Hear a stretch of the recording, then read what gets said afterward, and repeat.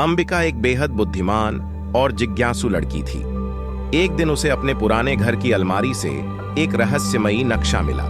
नक्शे पर घने जंगल का चित्र और एक खजाने का संकेत था।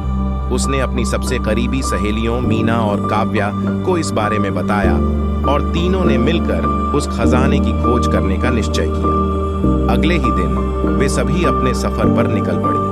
जंगल घना और डरावना था, लेकिन अंबिका के आत्मविश्वास और बुद्धिमानी ने उन्हें हिम्मत दी। नक्शे के निर्देशों के अनुसार वे धीरे धीरे जंगल की गहराई में बढ़ती गई। जंगल में कई अजीब आवाजें और खतरनाक जानवरों के निशान थे, लेकिन अंबिका ने नक्शे पर ध्यान केंद्रित रखा।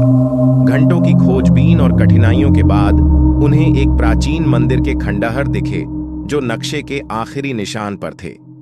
वहां घुसने का रास्ता बंद था, लेकिन अंबिका ने अपनी तेज बुद्धि से एक गुप्त दरवाजा ढूंढ लिया। दरवाजा खुलते ही एक लंबी सुरंग उनके सामने आई जो बेहद अंधेरी और सर्द थी।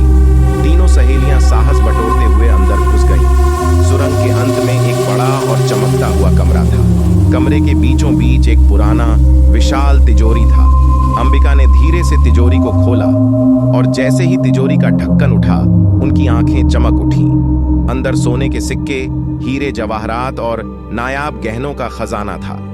तीनों सहेलियों ने ऐसा खजाना कभी नहीं देखा था। खुशी के मारे वे झूम उठीं और सोचने लगीं कि अब उनके जीवन में कितनी समृद्धि आएगी। लेकिन जैसे ही उन्होंने खजाने को छुआ, अचानक मंदिर के खंडहर हिलने लगे। चारों तरफ की दीवारें दरकने लगीं और एक रहस्यमयी आवाज गूंजने लगी, जो इस खजाने को ले जाएगा उसे इसके अभिशाप का सामना करना पड़ेगा।